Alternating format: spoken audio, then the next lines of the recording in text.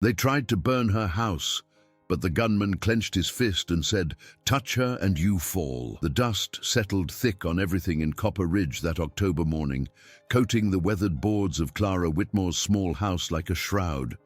She stood at her kitchen window, watching the horizon where heat waves danced above the scrubland, her calloused hands wrapped around a tin cup of coffee that had long since gone cold. The wind carried the scent of sage and distant rain, but Clara knew better than to hope. Rain had been scarce for 3 months, and hope was a luxury she couldn't afford. Her chickens scratched in the dirt yard, their clucking the only sound breaking the vast silence. At 28, Clara had learned to read the land's moods like scripture. Today felt different, charged with the kind of tension that made horses skittish and dogs whine. She'd felt it building for weeks, ever since word spread that the railroad men were coming through, buying up homesteads and pushing out settlers who wouldn't sell. The sound of approaching hooves broke her reverie. Through the wavering heat, she watched a lone rider emerge from the mesquite, his figure dark against the pale morning sky. Clara's hand instinctively moved to the rifle propped against the doorframe, though she didn't reach for it yet. Living alone on the frontier had taught her to be cautious, but not paranoid. The rider drew closer, and Clara could make out details. A tall man on a dusty grey horse, wearing a black hat pulled low over his face.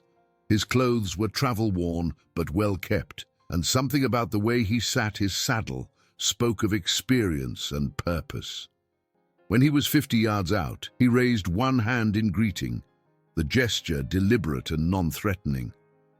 "Morning, ma'am," he called as he approached her fence. His voice was deep, gravelly, with the careful politeness of a man who understood that a woman alone might shoot first and ask questions later. "Name's Cole Harper. I'm looking for work, and I heard in town you might need a hand around here." Clara stepped onto her porch, keeping the rifle within easy reach.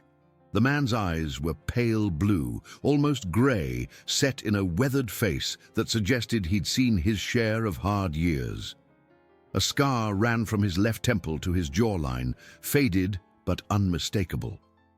Despite his respectful demeanor, there was something about him that made her think of a wolf. Dangerous, but not necessarily to her.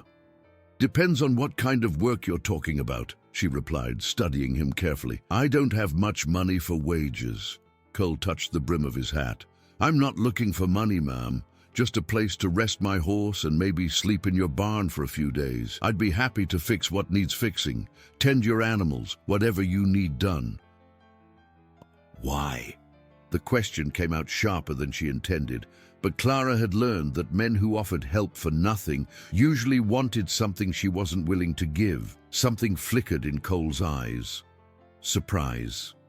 Maybe respect.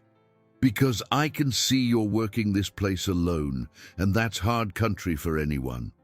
Because your fence posts are leaning, your well needs attention, and winter's coming whether we're ready or not." He paused, then added more quietly, "And because sometimes a man needs to do right by someone just because he can." Clara found herself believing him, though she couldn't say why. Maybe it was the way he kept his hands visible, or how he didn't try to charm her with a smile. Maybe it was simply that she was bone-tired and could use the help. Pride be damned. "Barn's got a clean stall," she said finally. "There's a pump by the back door if you want to wash up." "I'll have some coffee ready in a few minutes." Cole nodded and dismounted, leading his horse toward the barn with the easy confidence of a man comfortable around animals. Clara watched him go, noting the way he spoke softly to his mare, checking her hooves and running his hands along her neck before settling her in the stall. Good with horses, she thought. That said something about a man's character. An hour later, they sat on her porch steps sharing coffee and cornbread. Cole ate with quiet appreciation, not talking much, but seeming comfortable with the silence. The morning sun climbed higher, burning off the last of the cool air and promising another scorching day.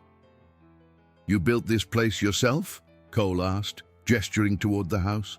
"My husband and I did 5 years back." Clara kept her voice steady, though the words still carried weight.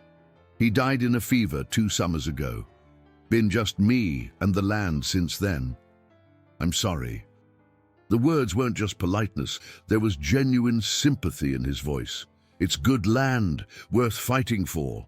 Clara looked at him sharply. What makes you think there's fighting to be done? Because there's always fighting when railroad money comes to town. And because you've got that rifle close to hand and keep watching the horizon like you're expecting trouble. Before Clara could respond, they both heard it. The sound of multiple horses approaching fast. Cole was on his feet instantly, his hand dropping to the gun at his hip with practiced ease. Clara grabbed her rifle and stood beside him, squinting into the distance where a cloud of dust marked the approach of at least 6 riders.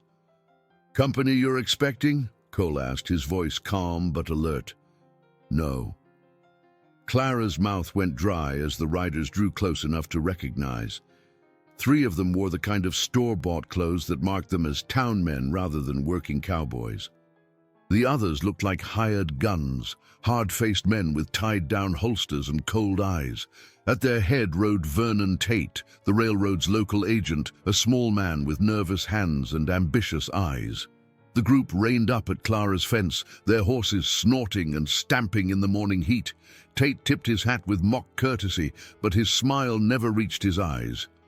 "Morning, Miss Whitmore," he called. "Beautiful day, isn't it? Perfect weather for making important decisions." "I've made my decision, Mr. Tate," Clara replied evenly. "This land isn't for sale." Tate's smile faltered slightly. "Now, that's unfortunate. The railroad is prepared to make you a very generous offer, more generous than you'll see from anyone else, I assure you." The answer is still no. One of the hired guns shifted in his saddle, and Clara saw Cole's posture change almost imperceptibly, like a cat gathering itself to spring.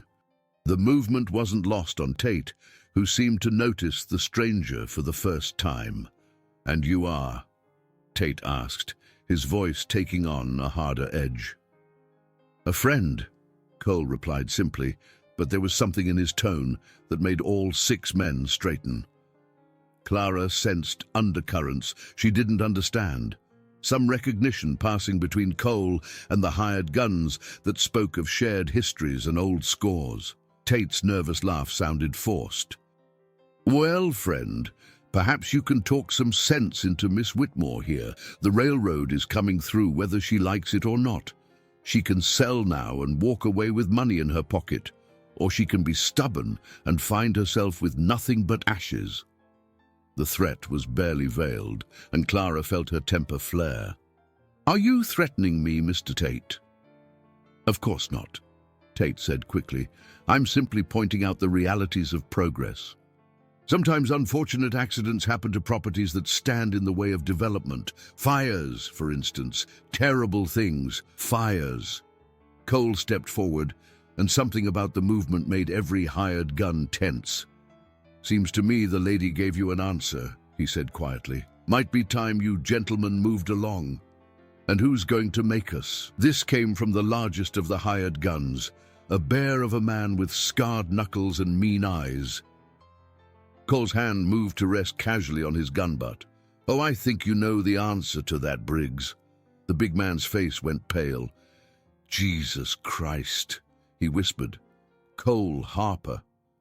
The name seemed to ripple through the group, like a stone dropped in still water. Even Tate's confident facade cracked, and he actually took a step back from his horse. "I thought you were dead," one of the other gunmen said, his voice hoarse with fear or excitement. "Reports of my death were greatly exaggerated," Cole replied mildly. "Now I believe you gentlemen were just leaving." For a long moment the 2 sides faced each other across the dusty yard. The morning air seemed to thicken with tension, and Clara could hear her heart beating in her ears. Then Tate gathered himself, straightening his jacket and forcing his nervous smile back into place. "This isn't over, Miss Whitmore," he said, though his eyes never left Cole. "The railroad gets what it wants one way or another." "Maybe," Cole said, his voice carrying clearly across the yard. "But let me make something crystal clear, Tate. You come back here with fire or threats or anything else meant to harm this lady, and you'll answer to me personally, and I promise you that's not a conversation any of you want to have." The hired guns were already turning their horses, clearly recognizing something in Cole that terrified them more than Tate's money. The railroad agent hesitated for a moment, then jerked his reins and followed his men back toward town, their retreat raising another cloud of dust against the horizon. Clara lowered her rifle, her hands shaking slightly from adrenaline. "Want to tell me who you really are, Mr. Harper?" Cole holstered his gun and turned to face her, his expression troubled. "Used to be a different man than I am now.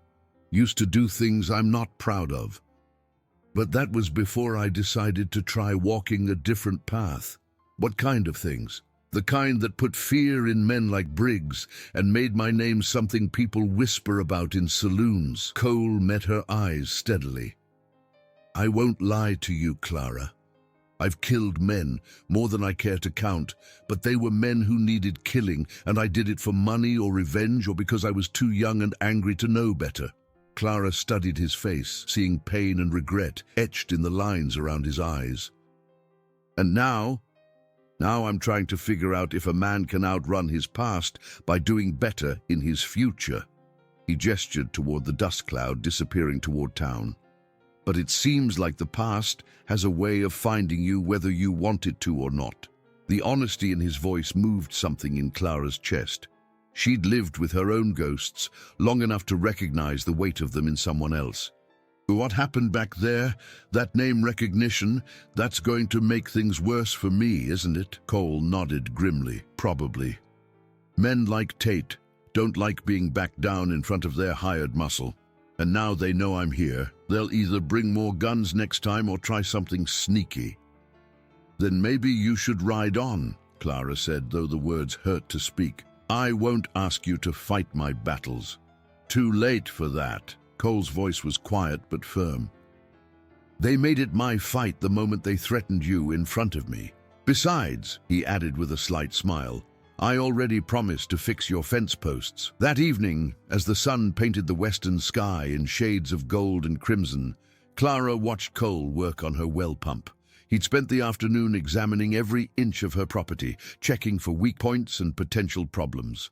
Now he was elbow-deep in the pump mechanism, his skilled hands coaxing the stubborn machinery back to life. "There," he said finally, working the handle.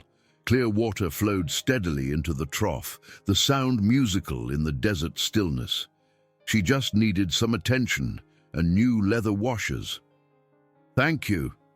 Clara handed him a towel to clean his hands.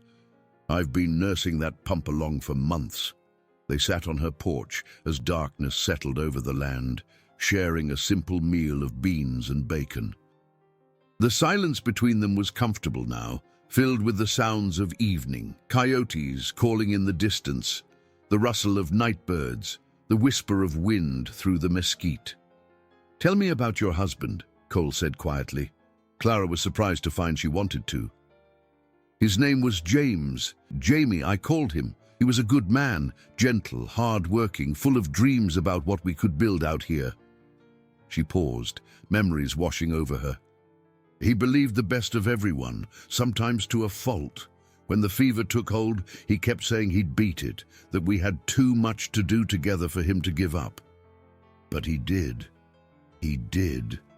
The words came out steady, though Clara felt the familiar ache in her chest. "And I've been trying to keep his dream alive ever since, even when it feels impossible." Cole was quiet for a long moment. "He'd be proud of you. What you've built here, how you've held on, that takes strength most people don't have. Some days I'm not sure I have it either, but you do. I can see it in everything about this place. The way your animals trust you, the care you put into small things, the fact that you're still here when other folks would have given up long ago." Something in his voice made Clara look at him more closely. "What about you?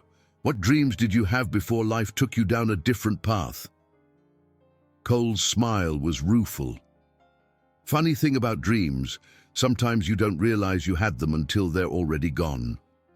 I used to think I wanted to be feared, to have my name carry weight in every town from here to California. Turned out getting what you think you want isn't the same as being happy. What would make you happy now? I'm still figuring that out." Cole's eyes met hers in the lamplight. "But I think it might have something to do with being useful to someone worth protecting." The words hung between them, carrying more weight than casual conversation.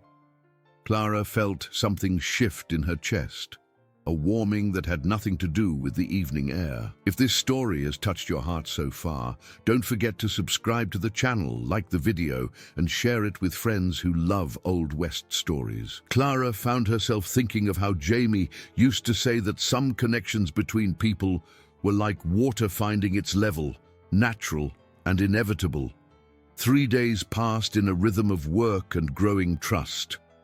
Cole proved himself invaluable around the property, not just with repairs, but with the kind of small kindnesses Clara had almost forgotten existed. He gentled her spooked mare with patient hands, fixed her kitchen door so it didn't stick, and never once made her feel like she owed him anything beyond common courtesy. On the 4th morning, Clara woke to the smell of smoke. She bolted upright, heart pounding, and looked out her window to see flames licking at the corner of her barn. "Cole!" she shouted, grabbing her robe and running barefoot into the yard. Cole was already there, hauling buckets of water from the well with grim efficiency. "Fire started about 10 minutes ago," he called. "Doesn't look accidental. Someone poured coal oil along the back wall." Together, they fought the flames, Clara working the pump while Cole carried water and beat back the fire with wet sacks. By the time they'd contained it, the barn's back corner was charred black and the smell of burned wood hung thick in the morning air. "It could have been worse," Cole said, examining the damage. "A few more minutes, and you'd have lost the whole building, maybe the house too." Clara sank down on her porch steps, suddenly exhausted. Tate, most likely, or someone working for him. Cole's face was hard in the dawn light. This was a warning shot. Next time they'll be more thorough. "I can't fight the railroad and half the territory," Clara said quietly. "Maybe I should just take their money and go." "Where would you go?" Cole asked, settling beside her on the steps. "This is your home, Clara, your husband's dream and yours. You walk away now and men like Tate win by default. And if I stay, what then? They'll keep coming until they burn me out or worse." Cole was quiet for a long moment, staring out at the horizon where the sun was climbing into another clear sky. "There's something I need to tell you," he said finally, "about who I used to be and why those men were so afraid of my name." Clara waited, sensing the weight of whatever he was about to share. 5 years ago, I was what folks politely call a gun for hire. Less politely, I was a killer. I worked for whoever paid best. No questions asked. Cole's voice was steady but full of pain. I told myself I had a code. No women, no children, only men who'd chosen the life. But codes don't mean much when you're standing over graves you helped dig. What changed? A job went wrong. I was hired to clean out a family of homesteaders who wouldn't sell to a mining company. Turned out the man of the house was sick with consumption, barely able to stand, and his wife was trying to hold the place together for their 3 children. Cole's hands clenched into fists. I looked at that woman, her courage, her determination to protect what was hers, and I couldn't do it.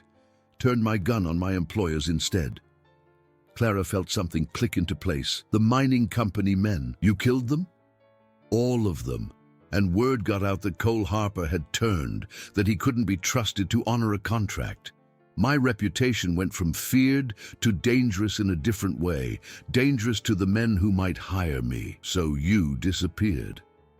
For a while. Spent 2 years working honest jobs under different names, trying to figure out how to live with what I'd done.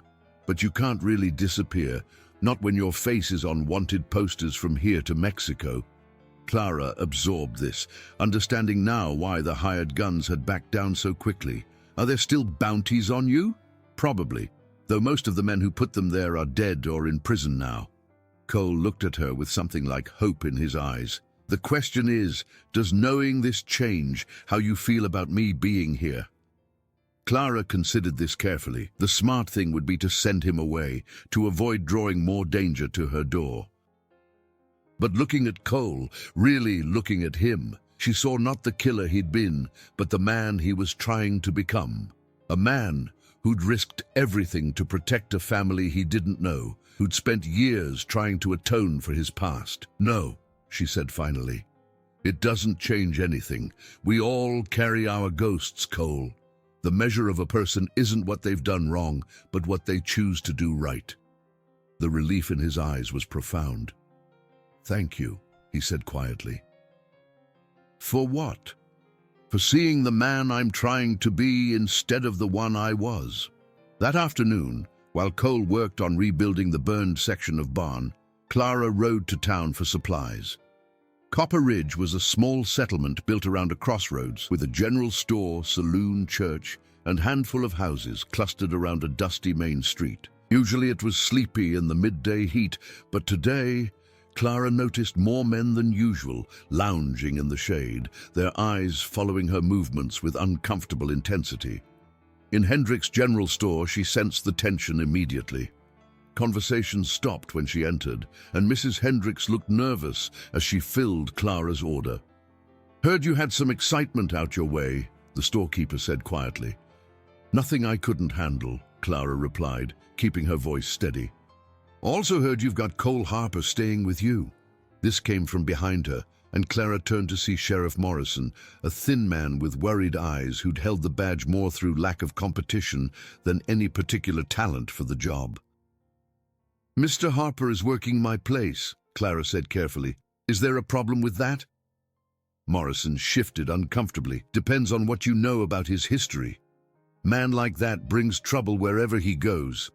The only trouble I've seen lately came from railroad men threatening to burn my house," Clara replied coolly. "Mr. Harper helped me put out the fire they started." "You can't prove that fire was set," Morrison said, though his tone suggested he didn't quite believe it himself. "I can't prove a lot of things, Sheriff. Doesn't make them less true." Morrison looked around the store, noting the listening ears, and lowered his voice. "Look, Miss Whitmore, I understand you need help with your place, but Harper's a dangerous man. There's wanted posters on him from 3 territories. For what crimes?" Morrison hesitated. "Well, it's more allegations of crimes. Men he's supposed to have killed in various disputes." "Supposed to have killed," Clara repeated. "So no actual proof, no trials, no convictions, just rumors and allegations." "Sometimes that's enough," Morrison said weakly. Clara picked up her supplies and faced the sheriff squarely. "Sheriff Morrison, in the past month I've been threatened. My property has been damaged, and men with guns have tried to intimidate me off my land. Mr. Harper is the only person who's actually helped me deal with any of it. Unless you're prepared to arrest him for specific crimes with actual evidence, I suggest you focus on the real law-breaking going on in your territory." She left Morrison standing in the store and headed home, but she could feel eyes following her all the way out of town. Whatever Cole's reputation had been, his presence at her place was stirring up more attention than either of them wanted.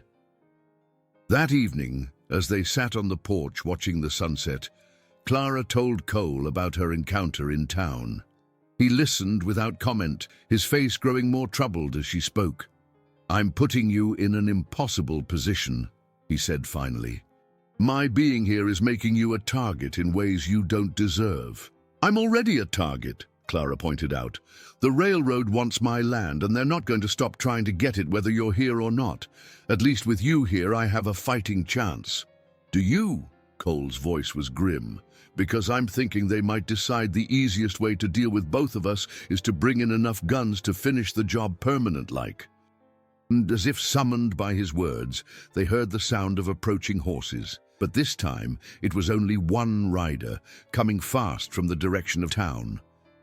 As the figure drew closer, Clara recognized young Billy Hendricks, the storekeeper's son. Billy pulled up at their fence, his horse lathered with sweat. "Miss Clara," he called breathlessly. "Ma sent me to warn you. There's men coming, a whole bunch of them. They left town about an hour ago, headed this way with torches and guns." Cole was on his feet instantly. "How many?" "Maybe 15, 20. Tate's with them and some men I didn't recognize. Ma said to tell you they were talking about making an example, about how folks who harbor killers get what they deserve." Clara felt ice form in her stomach, despite the evening heat. "Billy, you ride back to town and tell your mother thank you. And you stay there, you hear me? This is no place for a boy tonight." After Billy rode off, Clara and Cole stood in the gathering dusk, both understanding what was coming. 20 men with torches meant they weren't planning to negotiate or even pretend at legality. This was a lynch mob, pure and simple. "There's still time for you to ride out," Clara said quietly. "They want you, not me. Without you here, they'll probably just burn the barn and leave." Cole shook his head. "They've already tried burning you out once. No, they're coming with enough men to finish whatever they start. Running won't save either of us at this point." "Then what do we do?" Cole looked around the property, his tactical mind assessing their options. The house was solid log construction with a good view in all directions. The well was close enough to supply water for a siege. There were weapons and enough ammunition for a fight, but not nearly enough to handle 20 armed men. "We make them pay a price they're not willing to pay," he said finally. "Most of that group will be townsmen and railroad muscle, not real fighters. They're counting on overwhelming us with numbers and fear. We make it expensive enough. Some of them will lose their nerve." Clara nodded, understanding the grim mathematics of their situation. "What do you need me to do? Can you shoot? Well enough. Then we fort up in the house and make them come to us. And Clara," Cole's eyes met hers in the fading light, "whatever happens tonight, I want you to know that these past few days have been the best I've had in years. Having someone believe in me, trust me to do right, that's worth more than you know." "We're not dead yet, Cole Harper," Clara said fiercely, "and I don't plan to go easy when we are." His smile was brilliant in the twilight. "No, ma'am, I don't imagine you would." They spent the next hour preparing. Cole moved their horses to the back of the house and secured them where they'd be protected from gunfire. Clara gathered all their water containers and filled them from the well. Together they moved ammunition and weapons to strategic positions around the house, turning Clara's home into a fortress. When the attackers finally came, they came like a storm. Clara first saw the glow on the horizon, torches bobbing through the darkness like angry fireflies. The sound came next, the thunder of many hooves hitting hard-packed earth. Then they were in the yard, a mob of men on horseback surrounding the house with whoops and shouts meant to intimidate. "Harper!" Vernon Tate's voice cut through the noise. "We know you're in there. Come out and face what's coming to you like a man." Cole appeared at the front window, his rifle ready. "I'm right here, Tate," he called back. "But if you want me, you'll have to come and take me." "We don't want just you anymore," Tate shouted. "The woman's made her choice, harboring a killer. She can burn with you for all we care." That was Cole's line in the sand. Clara saw his face change, saw the cold calculation that had once made him the most feared gun in 3 territories. He opened the window and took careful aim. The shot echoed across the desert like thunder. One of the torchbearers cried out and dropped his flame, clutching his shoulder.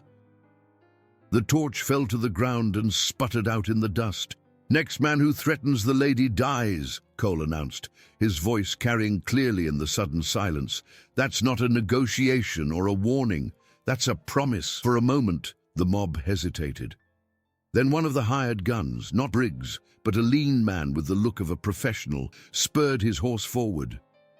"Big talk from a man hiding behind a woman's skirts." Cole's second shot took the man clean out of his saddle. He hit the ground and didn't get up. Now the mob's blood was up. They scattered for cover, some taking positions behind the barn and outbuildings, others dismounting to use their horses as shields. The night erupted in gunfire, muzzle flashes lighting up the darkness like deadly lightning. Clara found herself pressed against the back wall of the house, returning fire through a window while Cole commanded the front. The noise was tremendous, shouting men, screaming horses, the constant crack of rifles and pistols. Bullets shattered glass and splintered wood, filling the air with deadly splinters. "How many?" Clara called during a brief lull in the shooting. "I count maybe 15 still fighting," Cole replied, reloading with practiced speed. "Few more than that went down or pulled back." The siege continued through the night.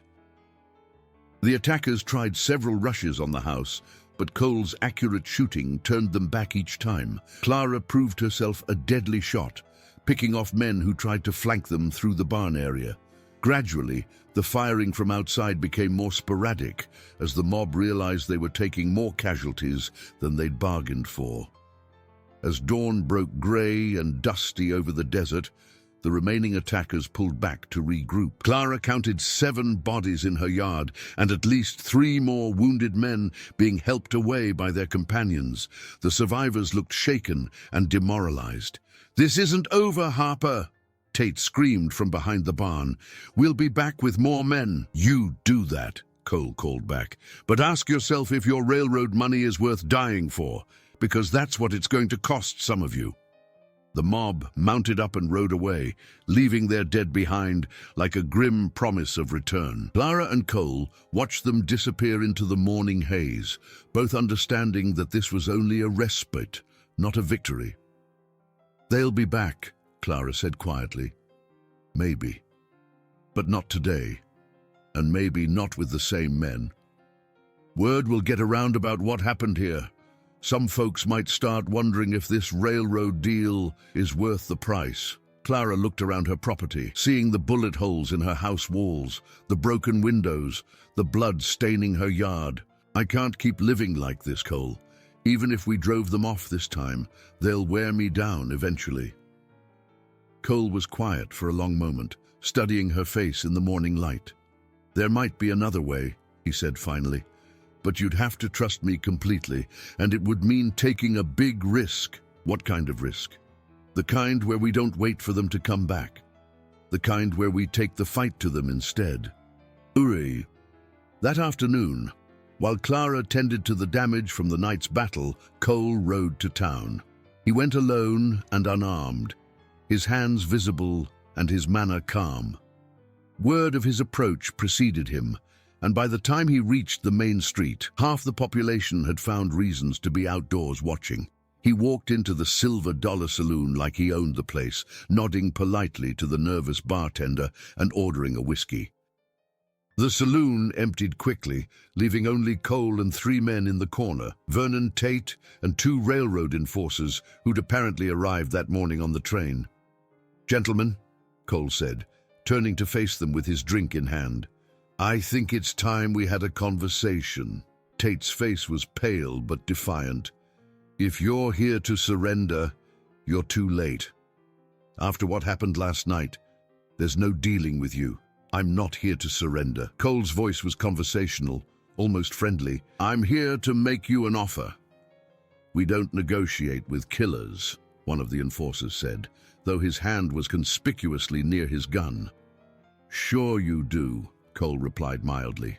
"You negotiate with killers all the time. You hire them, you pay them, you send them to do your dirty work. The only difference is that I'm better at it than the men you usually employ." Tate's nervous laugh sounded forced.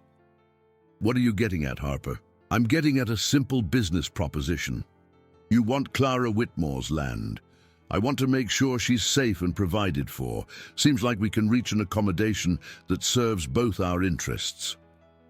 The 3 railroad men exchanged glances. "What kind of accommodation?" Tate asked warily. Cole finished his whiskey and set the glass on the bar with deliberate care. "You're going to pay Miss Whitmore exactly what her land is worth, not your lowball railroad offer, but actual fair market value. She's going to take that money and leave the territory with a clean bill of sale and no further harassment from you or anyone working for you. And in exchange, I don't kill everyone involved in last night's attack on her property." Cole's voice never changed tone, but something in his eyes made all 3 men step back, starting with you, Tate. "You can't threaten us," Tate blustered. "There are laws." "Laws?" Cole's laugh was genuinely amused. "You brought a lynch mob to burn out a woman in her own home, and you want to talk about laws? No, gentlemen, we're well past laws now. We're in my territory, the place where actions have consequences and threats get answered with bullets." One of the enforcers went for his gun. He was fast, but Cole was faster.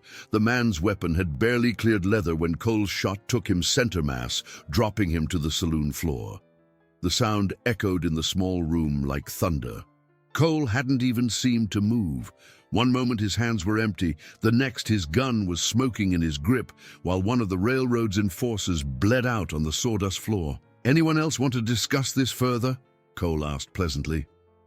The remaining enforcer had his hands up and was backing toward the door. Tate looked like he was about to faint. "Now then," Cole continued, holstering his weapon, "let's talk about that fair price for Miss Whitmore's land." "I'm thinking $5,000 would be about right." "5,000, Tate squeaked. "That's 10 times what we offered."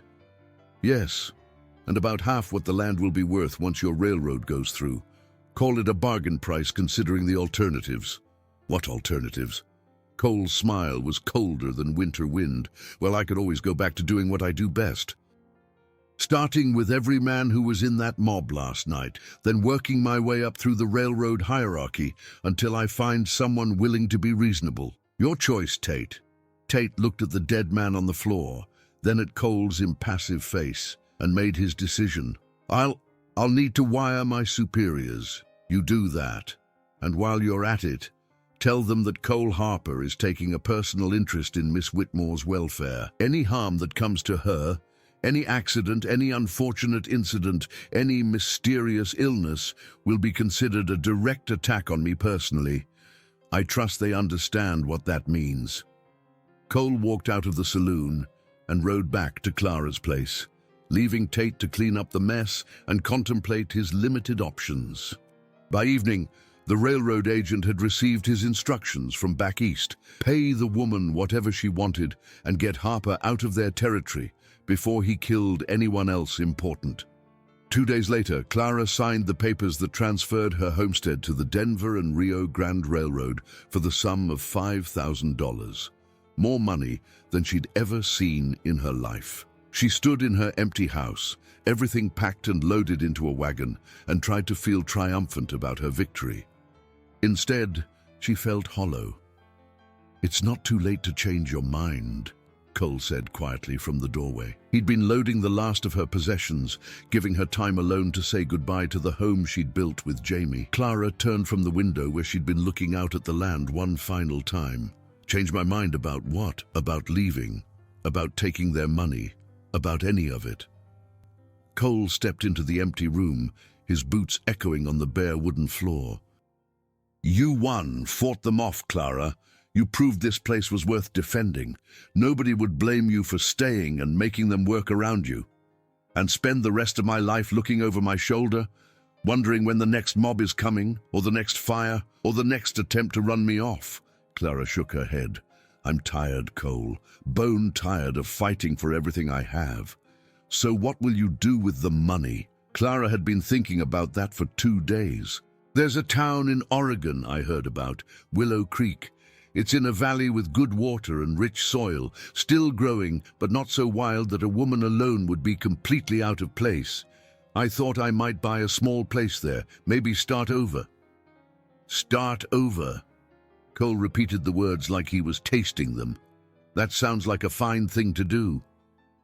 Something in his voice made Clara look at him more carefully. "What about you?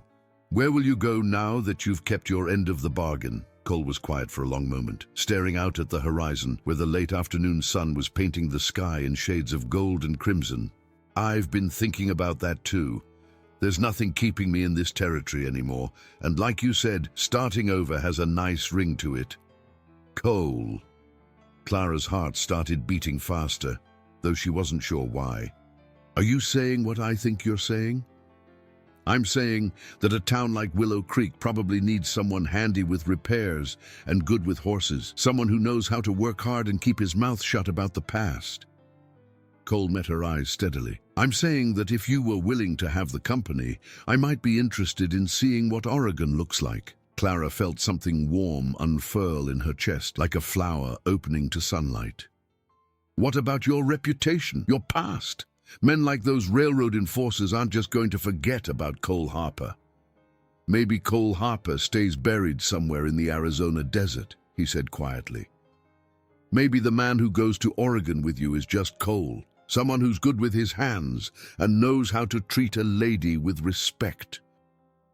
And you think you could be happy being just Cole? Cole's smile transformed his entire face, erasing years of hardness and replacing it with something Clara had glimpsed only in moments. Hope, genuine and unguarded, with the right person beside me. I think I could be happier than I ever imagined possible. Clara found herself smiling back, feeling lighter than she had in months. Well then, Cole. Just Cole, I suppose we'd better get this wagon moving.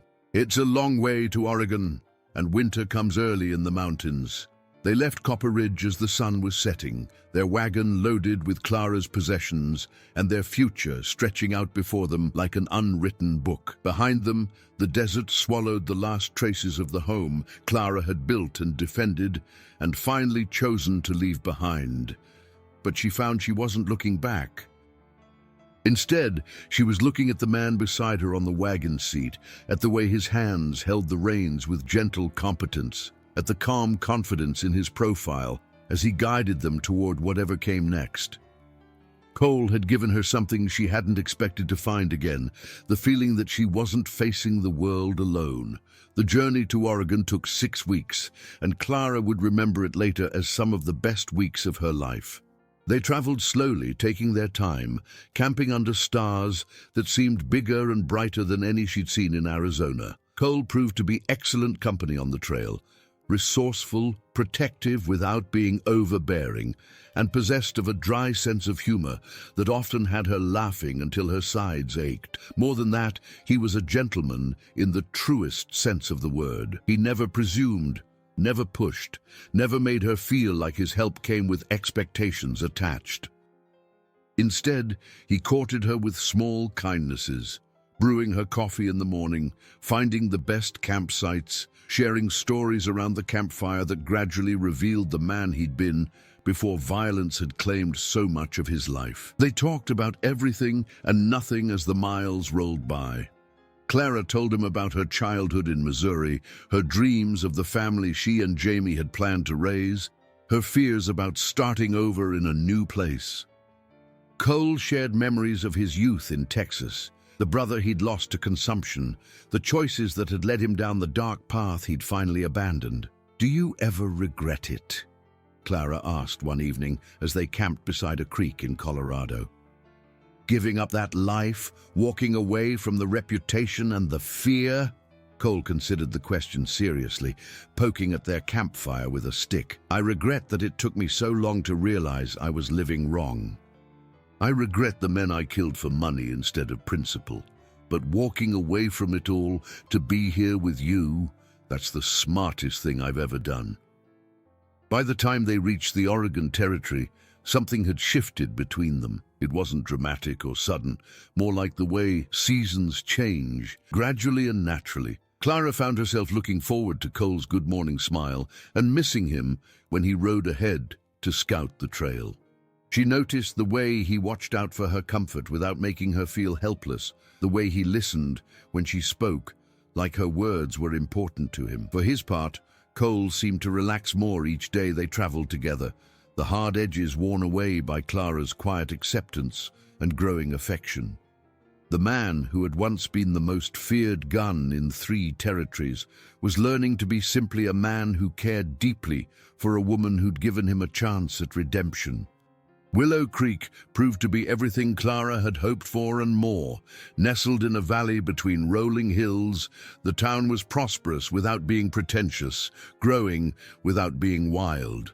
There was a main street with solid businesses, a church with a bell tower, and houses scattered along tree-lined streets where children played in fenced yards. Clara used part of her railroad money to buy a modest house on the edge of town, 2 stories with a wraparound porch, good windows that let in plenty of light, and enough land for a garden and a few chickens. It was different from the homestead she'd built with Jamie, but it felt like home the moment she walked through the front door.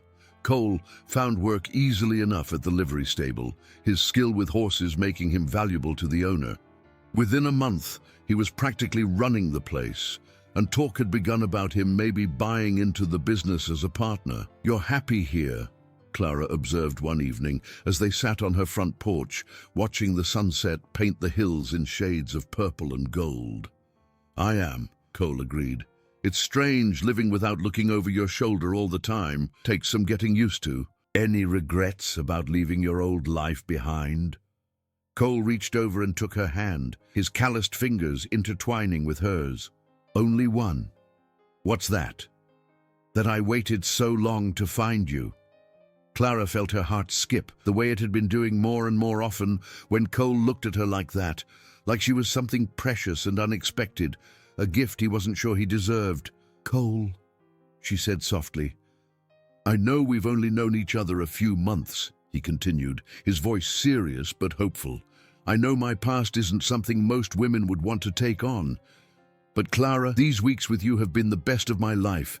You've made me believe I could be someone worth being, someone worthy of—" Clara silenced him by leaning over and kissing him, soft and sure under the Oregon stars.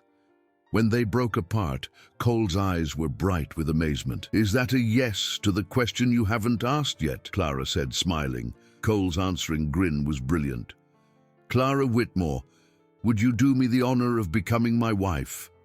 "Yes," she said simply. "Yes, Cole Harper, who used to be.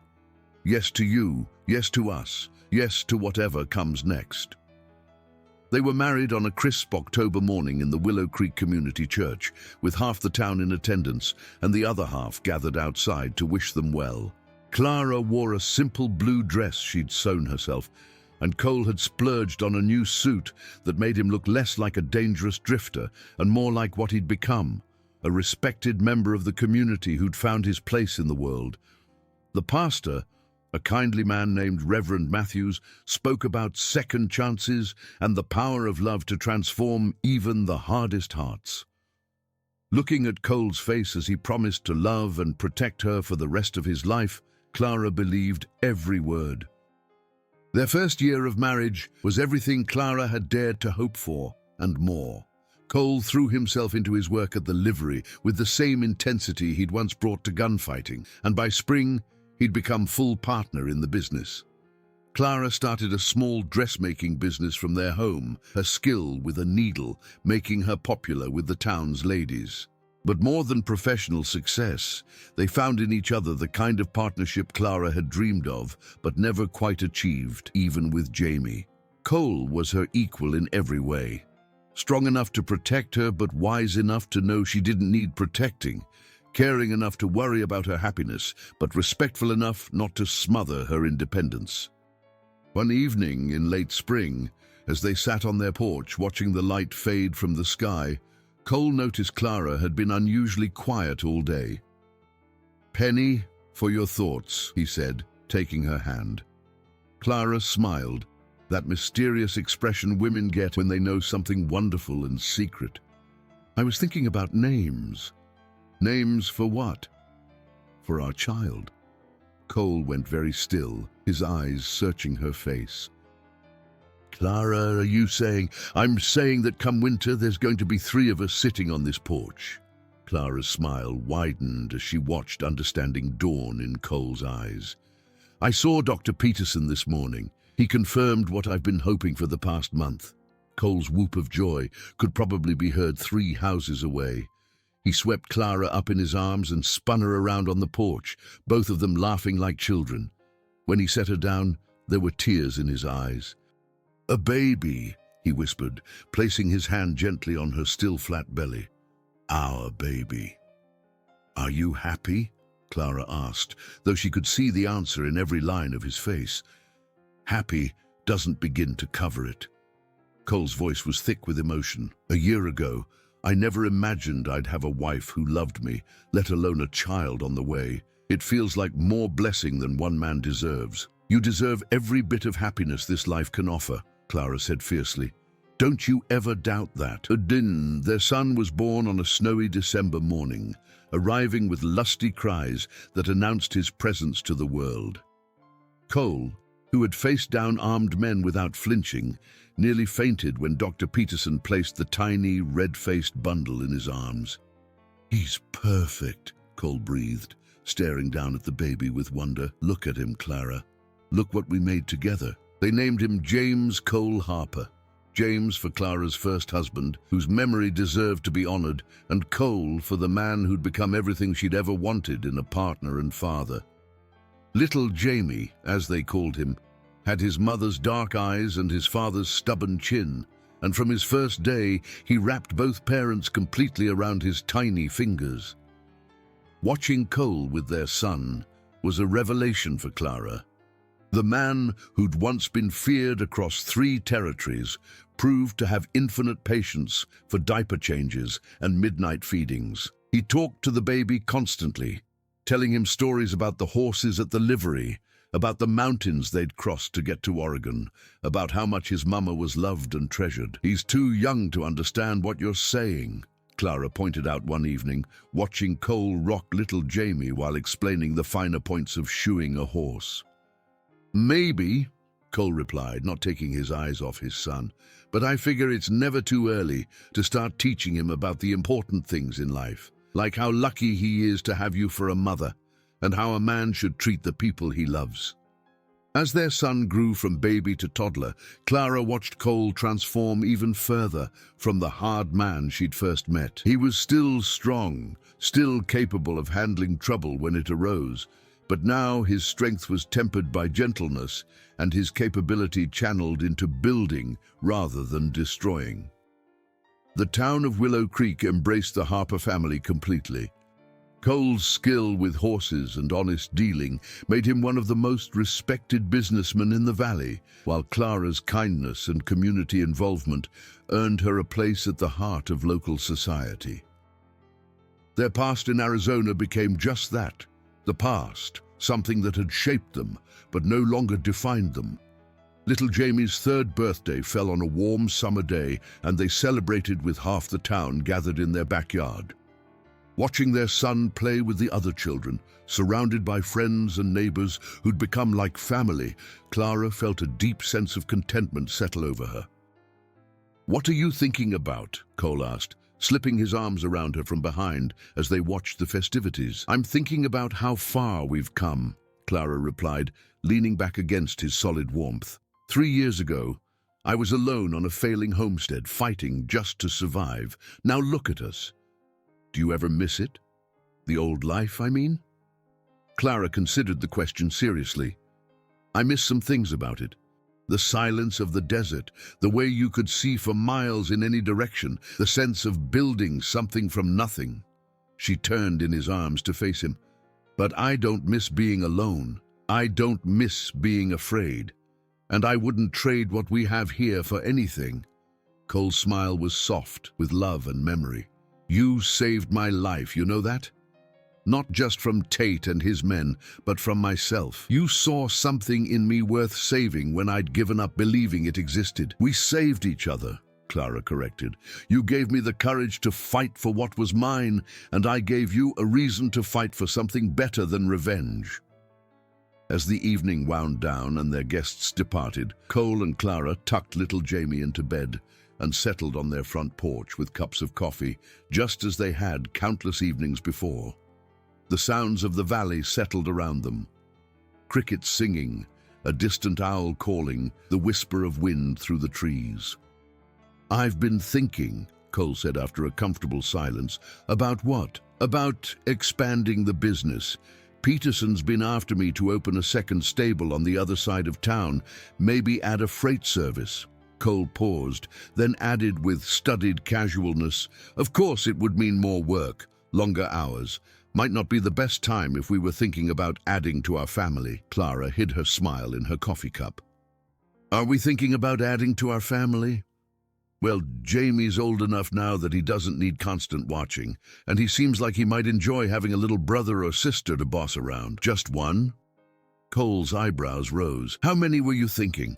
"I don't know." Clara said thoughtfully. I was an only child, and I always wondered what it would be like to have siblings. Maybe 2 more, 3? Cole's laugh was rich with joy and possibility. Mrs. Harper, are you planning to populate the entire Oregon Territory with our children? Would that be so bad? Bad? Clara, honey, I'd give you 12 children if that's what would make you happy. Though we might need a bigger house. We might at that, Clara agreed, moving closer to her husband on the porch swing. But we've got time to figure all that out. All the time in the world, Cole murmured, pressing a kiss to the top of her head. As if summoned by their conversation about the future, little Jamie's voice drifted from his bedroom window above them. Mama? Papa? I can't sleep. Clara and Cole exchanged the look of parents everywhere, half exasperation, half amusement. I'll go, Cole said, standing. Tell him the story about the brave horse who saved the princess, Clara called softly. Again? I must have told him that story 50 times. It's his favorite. Cole paused at the door, looking back at his wife silhouetted against the evening sky. Even after 3 years of marriage, the sight of her could still take his breath away. Not just her beauty, though she was more lovely now than ever, but the strength and grace and infinite capacity for love that made her who she was. I love you, Clara Harper, he said quietly. I love you too, Cole Harper. Now go tell our son his story, so we can have some time to ourselves to plan for those brothers and sisters he doesn't know he's getting yet. Cole's grin was brilliant as he headed upstairs to their son, his heart full of gratitude for the unexpected turns that had brought him to this moment, this life, this perfect evening in Oregon with his family safe and happy around him. Later, after little Jamie had finally fallen asleep to the tale of the brave horse and his princess, Clara and Cole sat together in their bedroom, planning and dreaming about the future they would build together. Outside their window, the Oregon night was soft with promise, and somewhere in the distance a nightbird called, its song carrying across the valley like a benediction. The stories we tell ourselves about love and redemption, about second chances and the possibility of starting over, sometimes come true in ways we never expect. For Cole Harper, who had once been a killer, and Clara Whitmore Harper, who had once been alone, the truth was simpler and more wonderful than any story. They had found each other, and that had made all the difference. The railroad money that had seemed like such a fortune in Arizona was long since invested in their business and their home, transformed from the price of Clara's past into the foundation of their future. The burned barn and the midnight siege seemed like memories from someone else's life, distant and unreal compared to the solid happiness they had built in Willow Creek. And if sometimes, late at night when the wind was right, Cole thought he heard the whisper of his old reputation calling from the desert, he had only to look at Clara sleeping beside him or listen to little Jamie's peaceful breathing to remember who he truly was now. Not the gunman who had frightened grown men with his name, but simply a husband and father who had learned to measure his worth, not in the fear he could instill, but in the love he could give and receive. As Clara had promised him so long ago in Arizona, the measure of a person wasn't what they had done wrong, but what they chose to do right. And Cole Harper, formerly the most feared gun in 3 territories, had chosen very right indeed. The future stretched ahead of them like an unwritten book, full of pages yet to be filled with ordinary miracles. More children, growing businesses, anniversaries marked in increasing contentment, and the quiet satisfaction of a life well lived by 2 people who had found in each other exactly what they had never dared to dream they deserved. Our stories here at the channel are all fictional, created purely to inspire and entertain, and are not intended to offend anyone. If these tales of love, redemption, and second chances have touched your heart, we'd be honored if you'd subscribe to our channel, like this video, leave a comment sharing your thoughts, and share these stories with friends who appreciate tales of the Old West. Thank you so much for listening, and we'll see you in the next story, where more adventures and heartwarming endings await.